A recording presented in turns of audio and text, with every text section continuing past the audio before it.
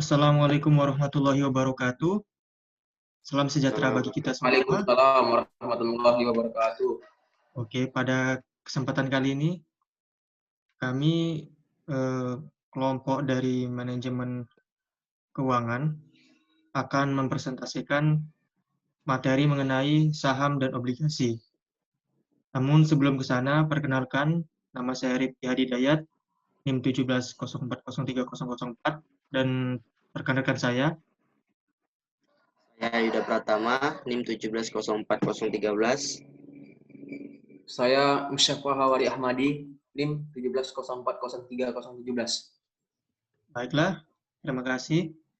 Selanjutnya kita akan langsung saja memulai penjelasan mengenai saham dan obligasi. Akan dimulai dari saya dulu.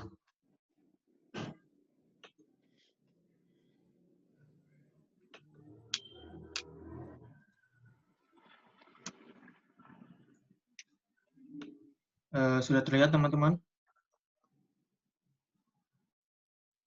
Belum, Pak.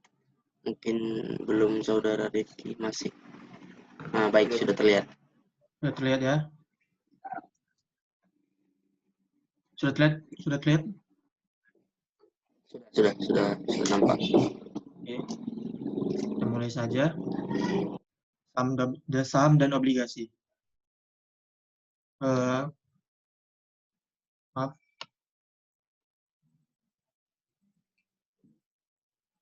Yang pertama itu adalah saham.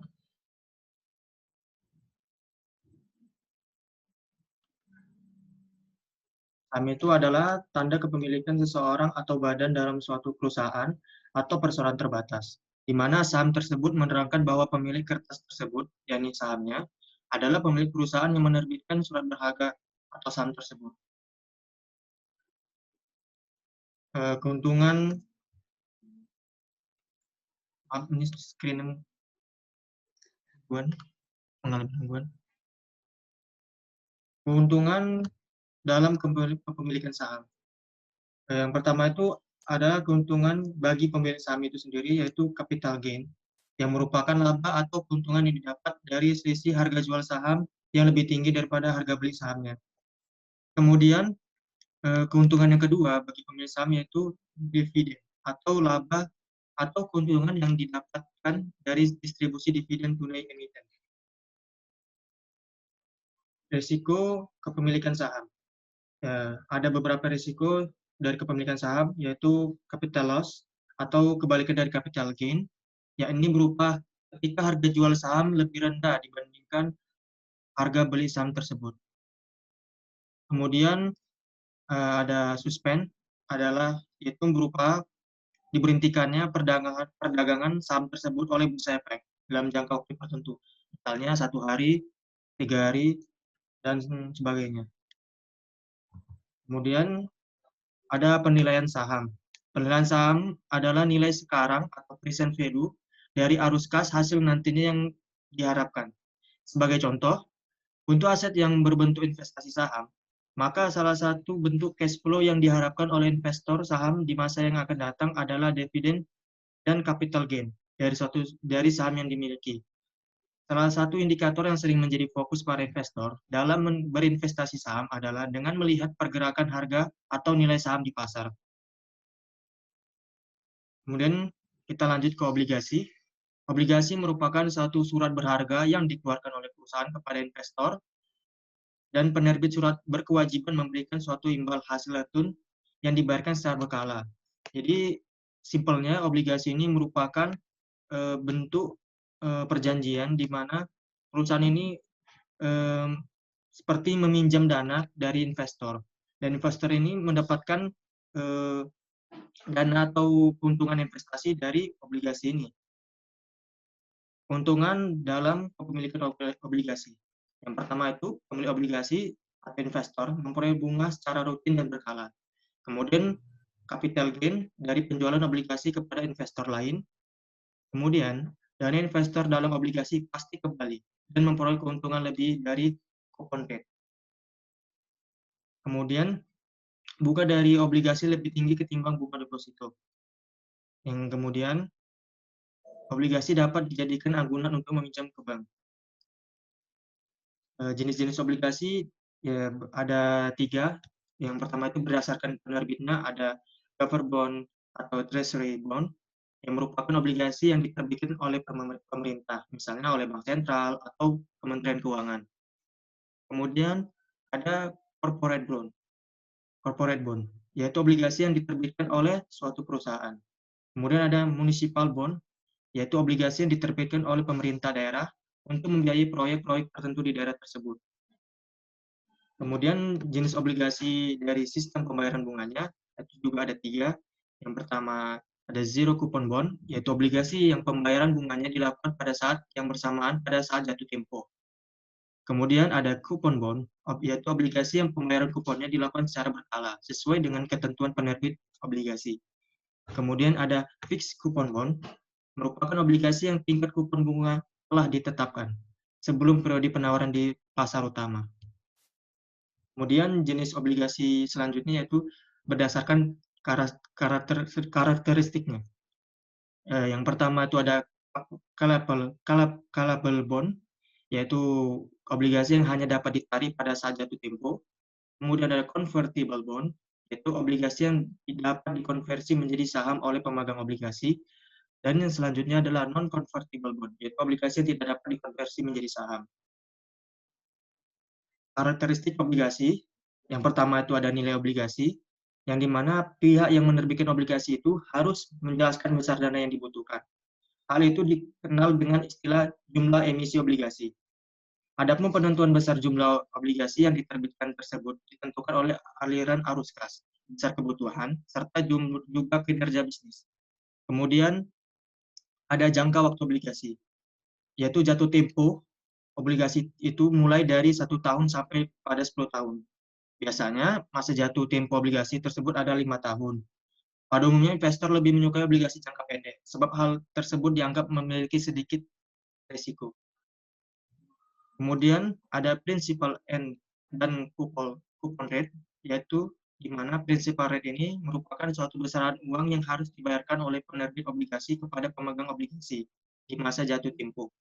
Sedangkan coupon rate itu ialah tingkat bunga yang harus dibayarkan oleh penerbit obligasi kepada pemegang obligasi itu setiap tahunnya. Kemudian kewajiban pembayaran. Kewajiban pembayaran kupon tersebut dilakukan oleh penerbit obligasi dengan secara berkala melalui kesepakatan. Contohnya pembayarannya itu dilakukan per triwulan, per semester, atau juga per tahun. Harga obligasi itu mencerminkan harga yang akan dibayarkan oleh penerbit obligasi kepada investor atau pemilik obligasi pada saat jatuh tempo. Apabila harga obligasi turun, maka keuntungan yang didapatkan oleh investor juga berkurang. Faktor internal lainnya yang dapat mempengaruhi harga obligasi adalah ukuran perusahaan dan leverage perusahaan. Leverage perusahaan ini merupakan kemampuan perusahaan dalam menggunakan aset dari dana pinjaman untuk menciptakan return atau pengembalian yang baik. Ini referensi yang saya gunakan dalam pembuatan PowerPoint ini. Mungkin itu saja penjelasan singkat dari saya mengenai saham dan obligasi. Maaf jika ada kesalahan dan kekurangan. Selanjutnya, adakah dari teman-teman yang ingin memberikan tanggapannya? Baik, saya ingin memberikan tanggapan. Saya Yuda Pratama, NIM 1704030313. Menurut saya tanggapan saya pada Saudara Rifki untuk PPT sudah baik, sangat menarik untuk slide-nya. Untuk materinya juga tidak terlalu banyak, singkat, padat, ya kan. Baru untuk penjelasan juga baik, tidak terlalu terburu-buru dan paham akan apa yang sudah dijelaskan. Mungkin itu saja tanggapan dari saya. Terima kasih. Terima kasih, Saudara Yuda. Mungkin dari Saudara Musapa yang memberikan tanggapan. Baik, terima kasih kepada Saudara Rifki Hidayat yang memberikan kesempatannya. Di sini saya akan memberikan tanggapan mengenai penyampaian atau presentasi dari Saudara Rifki Hidayat mengenai tampilan dulu lah ya kan. Tampilan PPT-nya cukup menarik sehingga ada yang gambar-gambar yang membuat jadi tergiur. Astagfirullah. Mungkin itu saja. Untuk masalah penyampaian materi luar biasa, sudah baik, cukup dimengerti. Mungkin itu saja yang dapat saya tanggapi. Demikian, saya kembalikan kepada Saudara Rifki Hidayat. Oke, terima kasih kepada Saudara Musafah. Terima kasih juga kepada Saudara Yuda atas tanggapannya dari presentasi ini. Untuk selanjutnya, presentasi akan dilanjutkan oleh Saudara Yuda Pratama.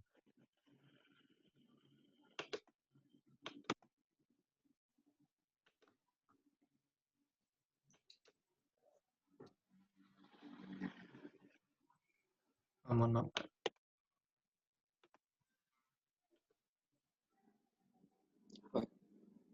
Saudara Rifki, hostnya.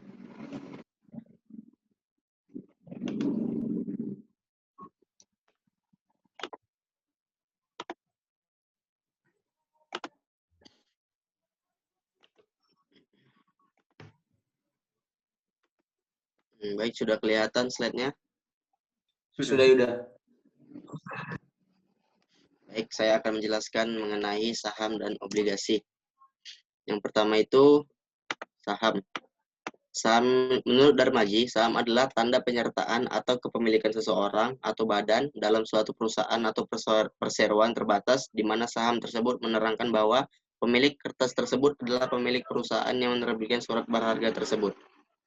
Keuntungan dari pemilikan saham yaitu yang pertama, capital gain yang merupakan laba atau keuntungan yang didapat dari selisih harga jual saham yang lebih tinggi daripada harga beli. Keuntungan yang kedua itu dividen yang merupakan laba atau keuntungan yang didapatkan dari distribusi dividen tunai emiten. Risiko saham terbagi menjadi dua. Yang pertama itu capital loss, yaitu risiko yang mungkin dialami dari investasi saham adalah kebalikan dari capital gain, yaitu capital loss. Ini terjadi ketika harga jual lebih rendah dibanding harga beli. Yang kedua ada suspend. Suspend merupakan salah satu risiko dari investasi saham. Jadi maksudnya di sini adalah saham terkena suspend atau diberhentikan perdagangannya oleh bursa efek.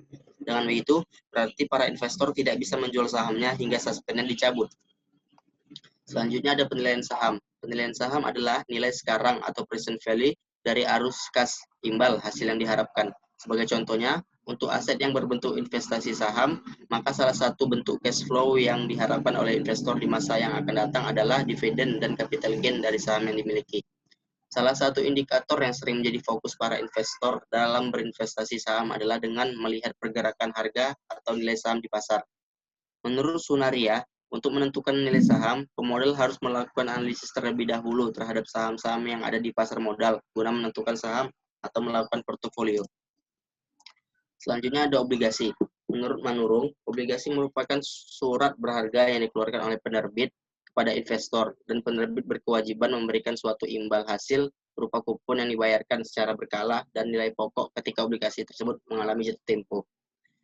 Keuntungan obligasi bagi penjual dan pembeli yaitu yang pertama memperoleh kupon atau bunga secara berkala, yang ketiga mendapatkan capital gain saat menjual obligasi kepada investor umum, yang ketiga pasti dibayarkan kembali ditambah dengan return, yaitu kupon itu tadi.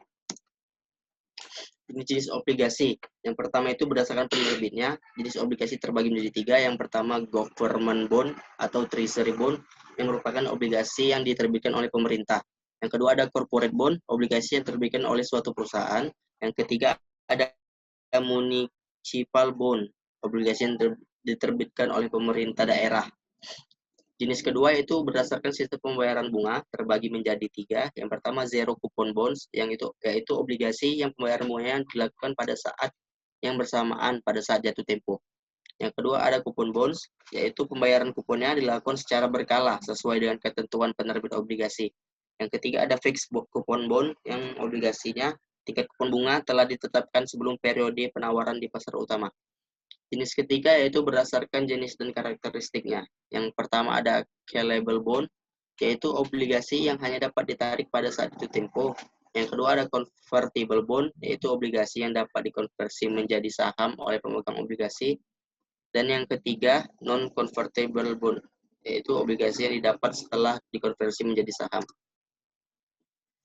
ada 4 karakteristik obligasi. Yang pertama itu nilai obligasi, yang kedua jangka waktu obligasi, yang ketiga prinsipal dan coupon rate, dan yang keempat jadwal pembayaran. Harga obligasi. Menurut Basri, harga obligasi adalah harga yang tercantum pada surat obligasi. Nilai tersebut mencerminkan harga yang akan dibayarkan oleh penerbit obligasi pada saat jatuh tempo. Dampak negatif dari penurunan harga obligasi adalah semakin rendahnya keuntungan yang akan diperoleh investor obligasi dalam memperoleh keuntungan dari investasi pada obligasi tersebut. Faktor internal lainnya yang dapat mempengaruhi harga obligasi adalah ukuran perusahaan dan leverage perusahaan. Berikut adalah referensi yang saya gunakan untuk membuat PowerPoint ini. Sekian hasil dari presentasi saya. Saya ucapkan terima kasih bagi teman-teman. Jika ingin memberikan tanggapan ataupun saran, saya persilahkan. Baiklah, mungkin dari saya dulu ya. Menurut saya, tanggapan saya kepada presentasi dari Saudara Yuda tentang saham dan obligasi ini, menurut saya bagus, baik, sudah menjelaskan materi-materi yang memang harus dijelaskan tentang saham dan obligasi, kemudian juga mencantumkan beberapa sumber dan penjelasan yang detail. Kemudian untuk tampilan dari PowerPoint, saya suka secara pribadi. Mungkin itu saja tanggapan dari saya. Baiklah, terima kasih atas tanggapan dari Saudara Rifki. Selanjutnya saya persilakan tanggapan dari Saudara Musyafaq. Baik, terima kasih kepada Saudara Yuda yang memberikan kesempatan untuk memberikan tanggapan. Langsung saja untuk tanggapannya dari saya pribadi untuk menyampaikan materi cukup bagus, tapi sedikit terlalu kencang untuk pada penjelasannya. Kemudian yang selanjutnya untuk mengenai tampilan sudah bagus, cukup menarik. Mungkin itu saja yang dapat saya sampaikan. Terima kasih. Saya kembalikan kepada Yuda Pertamasura. Terima kasih kepada Saudara Musyafaq yang telah memberikan tanggapannya. Sekian hasil dari presentasi saya. Apabila ada kata-kata yang salah, mohon dimaafkan. Assalamualaikum warahmatullahi wabarakatuh. Selanjutnya akan dilanjutkan oleh presentasi oleh Musyafaq Hawari Ahmadi.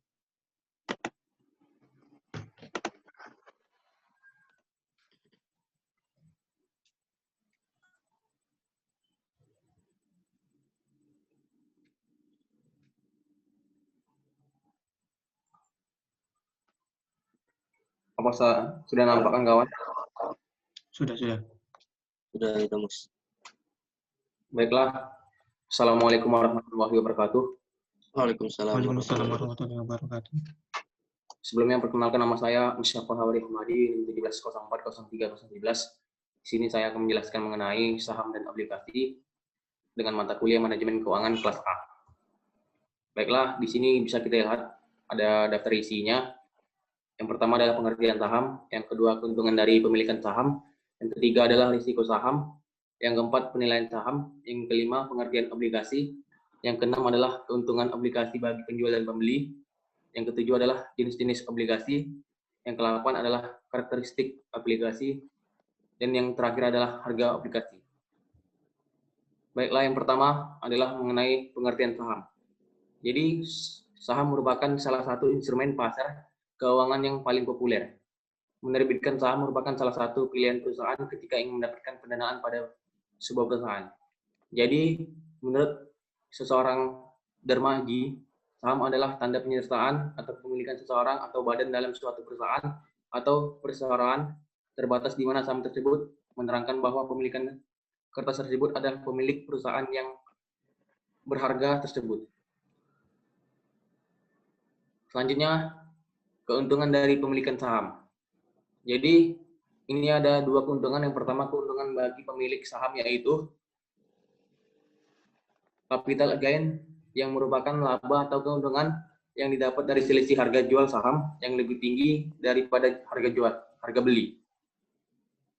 Selanjutnya, yang kedua, keuntungan kedua bagi pemilik saham yaitu dividen yang merupakan laba atau keuntungan yang didapat dari distribusi dividen tunai emiten.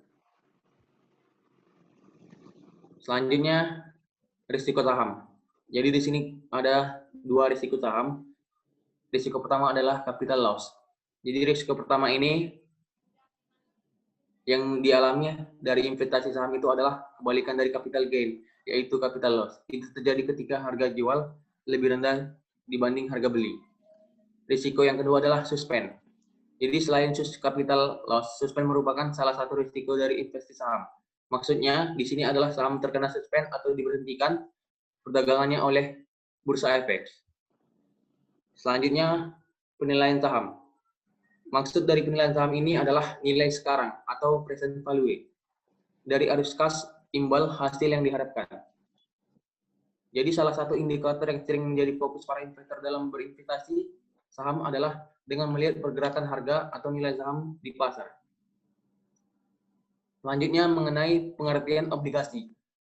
Jadi di sini obligasi merupakan salah satu sumber pendanaan bagi perusahaan. Menurut seorang Manurung, obligasi merupakan suatu surat berharga yang dikeluarkan oleh penerbit pada investor, dan penerbit berkewajiban memberikan suatu imbal berupa kupon yang dibayarkan secara berskala dan nilai pokok ketika obligasi tersebut mengalami jatuh tempo. Selanjutnya, mengenai keuntungan obligasi bagi penjual dan pembeli. Di sini terdapat 3 keuntungan obligasi bagi penjual dan pembeli. Yang pertama adalah memperoleh kupon bunga secara berkala. Yang kedua adalah mendapatkan capital gain saat menjual obligasi kepada investor umum. Dan yang ketiga adalah pasti dibayarkan kembali ditambah dengan return atau kupon. Selanjutnya, keuntungan yang keempat adalah keuntungan kupon obligasi lebih tinggi dari keuntungan bunga deposito. Dan yang terakhir adalah dapat dijadikan sebagai jaminan atau agunan. Jadi di sini ternyata terdapat 5 keuntungan untuk obligasi bagi penjual dan pembeli. Selanjutnya, untuk jenis-jenis obligasi, di sini terdapat 3 jenis, yaitu berdasarkan penerbit, berdasarkan sistem pembayaran bunga, dan yang ketiga adalah berdasarkan jenis dan karakteristik. Jadi untuk berdasarkan penerbit itu ada government bond yang merupakan obligasi yang diterbitkan oleh pemerintah. Yang kedua adalah corporate bond, obligasi yang diterbitkan oleh suatu perusahaan, dan yang ketiga adalah municipal bond, obligasi yang diterbitkan oleh pemerintah daerah. Selanjutnya untuk berdasarkan sistem pembayaran bunga, di sini ada terdapat zero coupon bond, dan fixed coupon bond. Yang ketiga berdasarkan jenis dan karakteristik itu terdapat callable bond, yaitu obligasi yang dapat ditarik pada saat jatuh tempo. Convertible bond, yaitu obligasi yang dapat dikonversi menjadi saham oleh pemegang obligasi. Yang terakhir itu adalah non-convertible bond, yaitu obligasi yang tidak dapat dikonversi menjadi saham. Selanjutnya mengenai karakteristik obligasi. Di sini ada 4 karakteristik obligasi.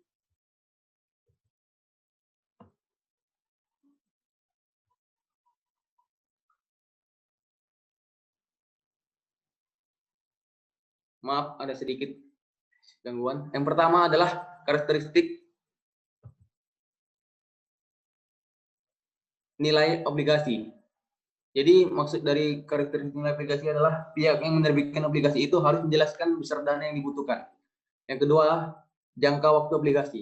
Maksudnya adalah jatuh tempo obligasi itu mulai dari 1 sampai 10 tahun. Yang ketiga, prinsipal atau coupon rate. Maksudnya itu adalah suatu besaran uang yang harus dibayarkan oleh penerbit obligasi kepada pemegang obligasi di masa jatuh tempo. Yang keempat adalah jadwal pembayaran. Jadi kewajiban pembayaran coupon tersebut dilakukan oleh penerbit obligasi dengan secara berkala sesuai kesepakatan. Selanjutnya mengenai harga obligasi. Jadi menurut seorang Basri mengatakan bahwa harga obligasi adalah harga yang tercantum pada surat obligasi. Maksudnya adalah nilai tersebut mencerminkan harga yang akan dibayarkan oleh penerbit obligasi pada saat jatuh tempo. Jadi dari dampak dari harga obligasi ini, dampak negatifnya adalah dari penurunan harga obligasi adalah semakin rendahnya keuntungan yang akan diperoleh investor obligasi dalam memperoleh keuntungan dari investasi pada obligasi tersebut. Maka faktor internal lainnya yang dapat mempengaruhi obligasi adalah ukuran perusahaan dan leverage perusahaan. Mungkin itu saja. Di sini kita bisa dapat melihat referensi, ada 4 referensi yang dicantumkan di PPT tersebut. Mungkin ini saja yang dapat saya sampaikan. Terima kasih atas perhatiannya. Mohon maaf apabila ada kesalahan. Mungkin kepada teman-teman yang ingin memberikan tanggapan dan saran, saya persilakan. Oke, mungkin Pada saudara.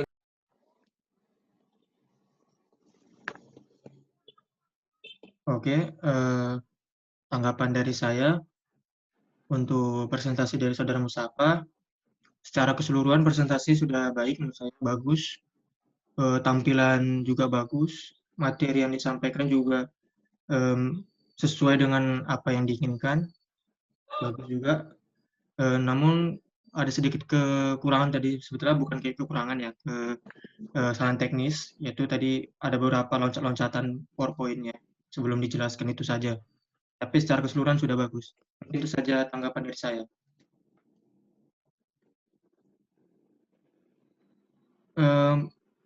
Saudara Mustafa, maaf, mic Anda di-mute.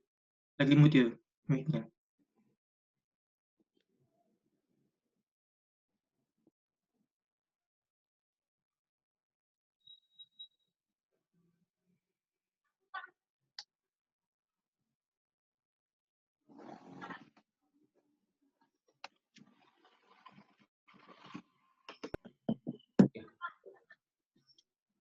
Ya, terima kasih kepada Saudara Hadi Hidayat yang telah memberikan sarannya dan tanggapannya. Selanjutnya kepada Yuda Pratama Surah untuk memberikan tanggapannya.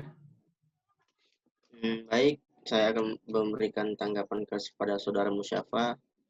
Untuk slide PPT sudah sangat baik, sangat menarik untuk dilihat, berwarna-warni ya, seperti pelangi, sudah sangat baik. Ya, untuk penjelasan kepada Musyafa Harwi juga sudah sangat baik karena juga menjelaskan semua yang diminta pada materi saham dan obligasi. Dan penjelasan juga tidak terburu-buru, sudah sangat baiklah pokoknya.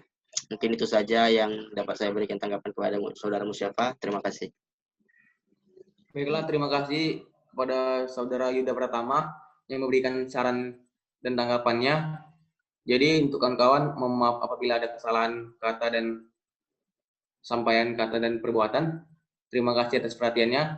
Assalamualaikum warahmatullahi wabarakatuh. Saya kembalikan kepada moderator. Assalamualaikum.